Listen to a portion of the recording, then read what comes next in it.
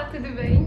Meu nome é Karen Stirmer, eu sou advogada e mestranda em Ciências Jurídicas pela Ambra. Eu vou fazer esse o primeiro vídeo para o canal, dar um pouquinho de desconforto, um certo nervosismo, mas eu vou falar sobre um assunto que fez eu me apaixonar perdidamente durante esse mestrado, que foi a governança corporativa e, especificamente, ela aplicada a empresas familiares. Eu desenvolvi esse amor profundo por governança corporativa para empresas familiares, pela intenção justamente de trazer esse tema que as pessoas pensam que só pode ser feito em grandes corporações, empresas gigantescas e tudo mais, mas a minha intenção é mostrar que você, pequeno, microempresário, principalmente proprietário de empresas familiares, pode sim aplicar na sua empresa. Então eu vou fazer uma contextualização, dizer mais ou menos, como são as empresas familiares, mais ou menos como elas se comportam, e aí em seguida eu vou passar para o conteúdo em si, que são 10 problemas escondidos embaixo do seu nariz. As empresas familiares, no geral, elas são formadas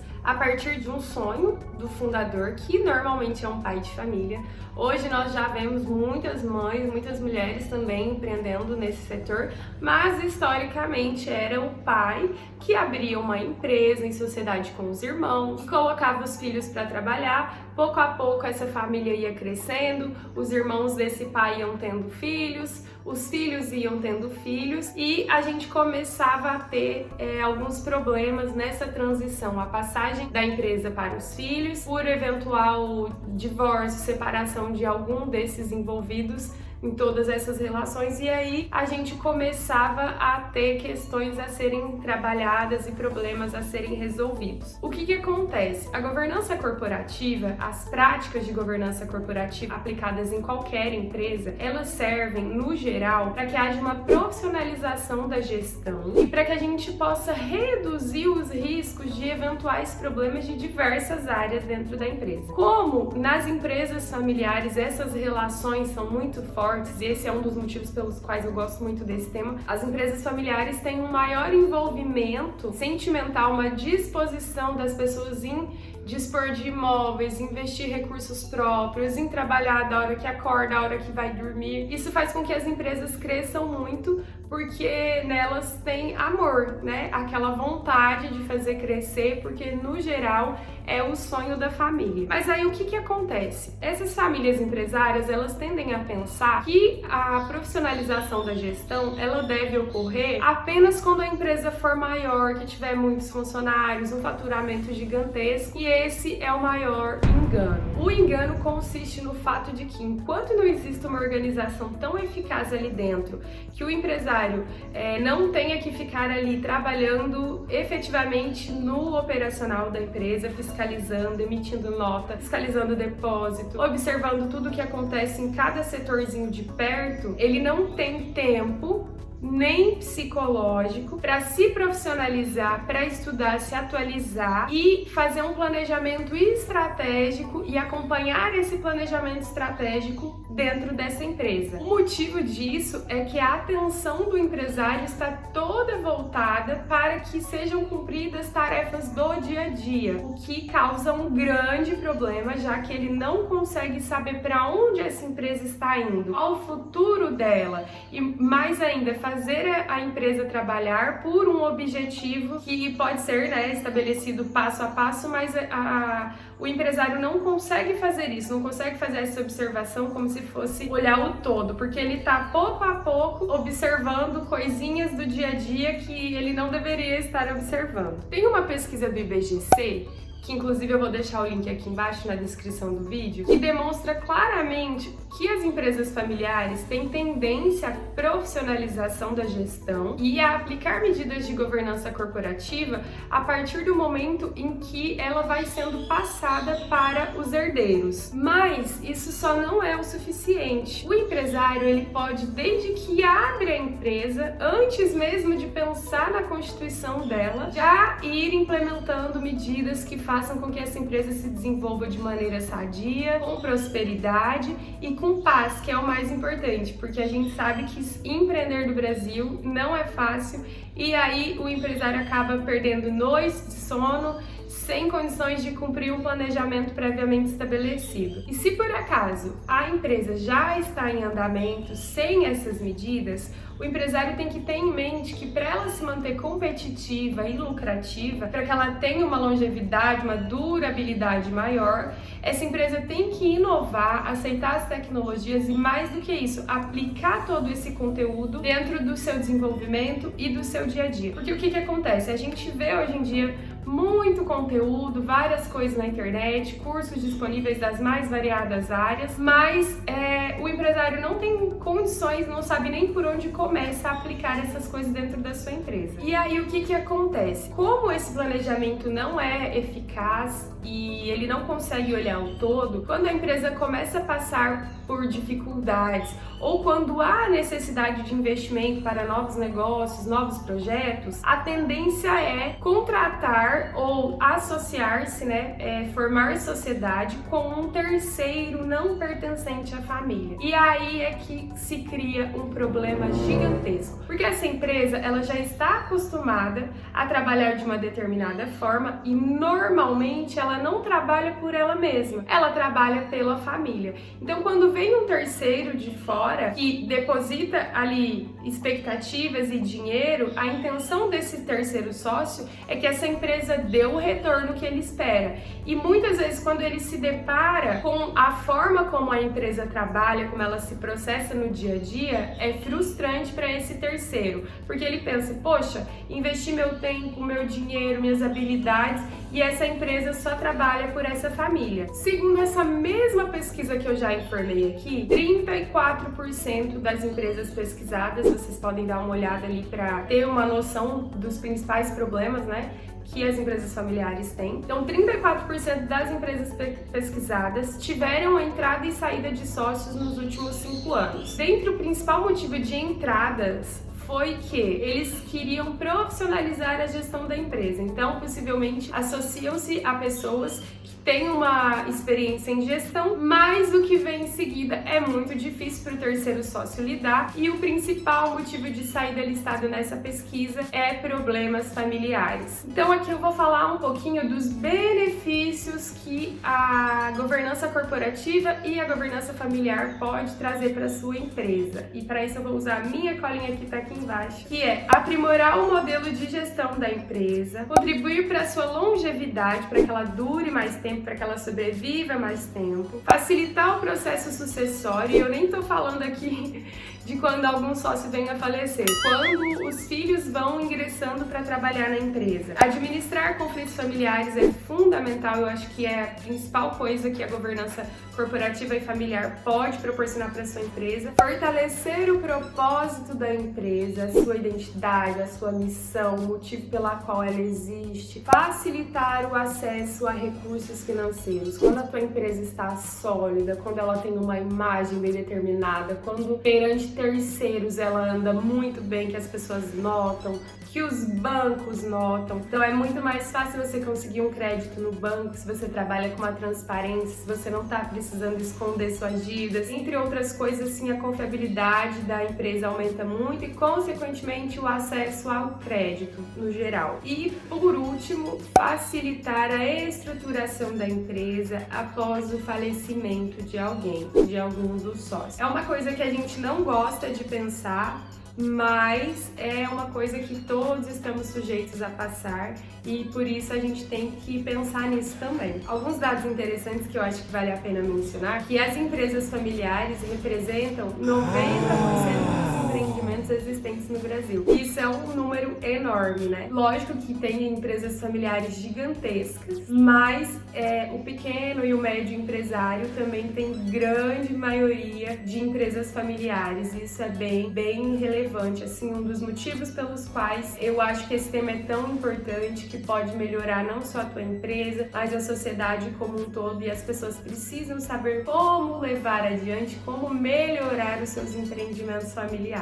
A Agora então eu vou falar de 10 problemas escondidos embaixo do seu nariz. É o problema que tá aí prontinho pra surgir e você às vezes nem tá percebendo. 5 problemas são relativos à governança corporativa em si, a falta dela no caso, e outros 5 problemas relativos à governança familiar. Alguns dados são importantes para eu trazer para vocês e contextualizar a importância de ter a governança corporativa. 80% das empresas familiares não passam da primeira geração. Elas terminam com a morte do pai. Os filhos ou os herdeiros não conseguem fazer essa empresa seguir adiante porque não havia um planejamento para isso. 33% dessas empresas que sobrevivem após a morte do fundador não conseguem chegar a 30 anos de existência. E, obviamente, que 65% dessas empresas que desaparecem, esse desaparecimento é por conflitos familiares. E isso quer dizer que o grande problema é a falta de práticas e medidas de governança corporativa aplicadas a essas empresas. O segundo problema é a falta de identidade delimitada. Embora a empresa tenha seus princípios, sua missão, sua visão, o propósito de existir, esse propósito, essa missão, essa visão, eles não estão claros, eles não estão escritos no papel, eles não estão coladinhos lá na parede.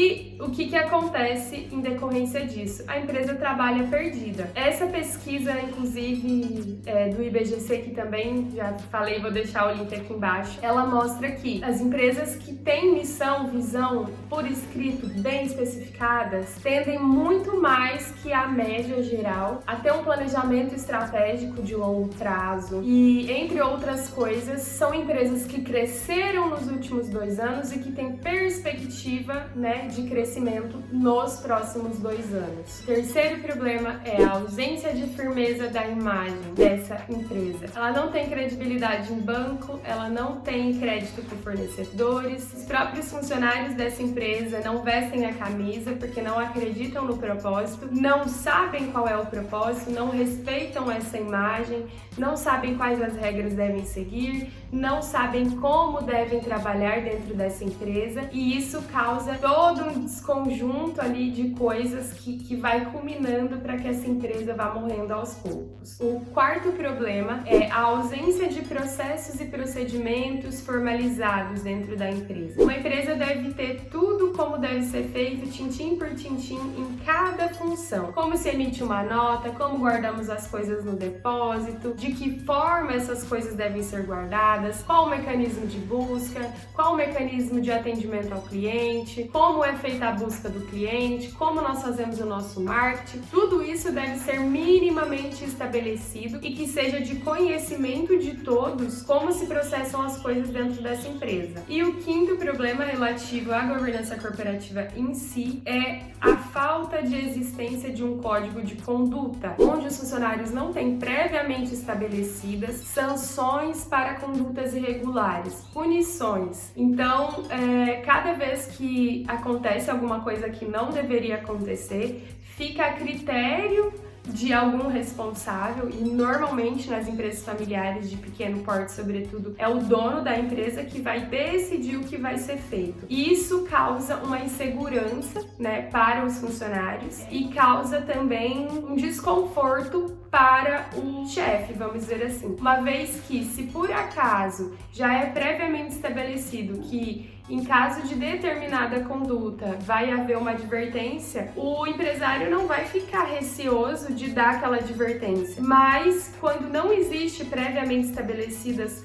condutas que são passíveis de advertência, por exemplo, pode ser inclusive que o dono da empresa seja acusado de preferência ou de coação psicológica, abuso psicológico. Já vi inúmeras vezes isso acontecer, porque outros funcionários fizeram coisas e não foram penalizados, mas um determinado funcionário fez alguma coisa e naquele momento ele foi penalizado e o empresário acaba respondendo por isso. Com relação aos problemas relativos à falta de governança familiar, a gente também pode destacar 5 por aqui. O primeiro é a hierarquia relativa que existe dentro dessa empresa por causa das relações familiares. É entre dois irmãos que trabalham na empresa e um tem um cargo maior, mais elevado hierarquicamente que o outro, um não exige do outro muitas vezes uma conduta melhor, não vai dar aquele puxão de orelha no trabalho, porque seu irmão tem uma relação completamente informal e as condutas, né, as formas de trabalho não estão previamente estabelecidas, então às vezes um deixa de puxar a orelha do outro, dá uma cobertada ali numa coisa que está errada por causa de não haver essa hierarquia familiar, não existe hierarquia familiar entre dois irmãos, né? O segundo problema relativo à governança familiar é a ausência de um acordo de família. Para que serve um acordo de família? Para estabelecer quem que pode, quem que não pode trabalhar na empresa, qual a qualificação que os membros familiares deverão ter para que possam trabalhar na empresa, se contrataremos noras e genros, entre outras milhões de coisas que podem ficar ali estabelecidas relativas à atuação dos membros da família nessa empresa. Terceiro ponto, a insurgência de um sócio terceiro que não é membro dessa família por conta da empresa trabalhar somente pela família e não por ela mesma. Então esse terceiro sócio vai ficar muito descontente, afinal ele investiu dinheiro, ele investiu tempo e ele não está tendo o retorno esperado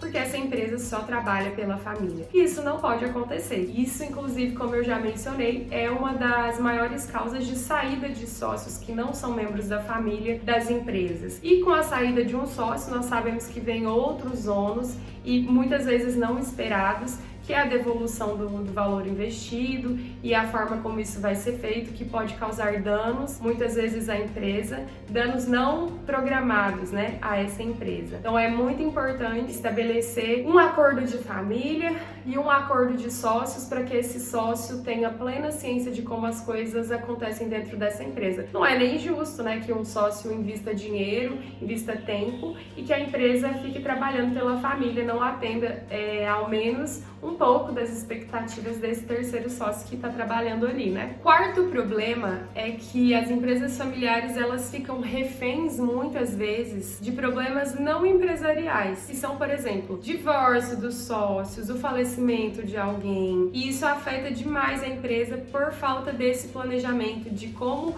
acontece o caso de um divórcio, quem ficaria com o quê. Isso pode ser previamente estabelecido, mas a falta de governança familiar faz com que a empresa fique à mercê desses acontecimentos não empresariais. E o quinto problema que eu posso dizer aqui é a falta de treinamento e qualificação dos membros familiares para que possam trabalhar nessa empresa. O que acontece? O filho do empresário vai crescendo e aí aos poucos ele vai sendo inserido na empresa. Mas acontece que muitas vezes o filho, por exemplo, é colocado para trabalhar num cargo muito alto, para o qual ele não tem qualificação. Essa qualificação dos membros da família, que curso devem fazer, com o que devem trabalhar antes, né, ter experiência ou não para que possam trabalhar na empresa, isso vai causando problemas a longo prazo, porque as empresas acabam colocando pessoas não capacitadas para trabalhar dentro dessa empresa. O conteúdo por hoje é esse.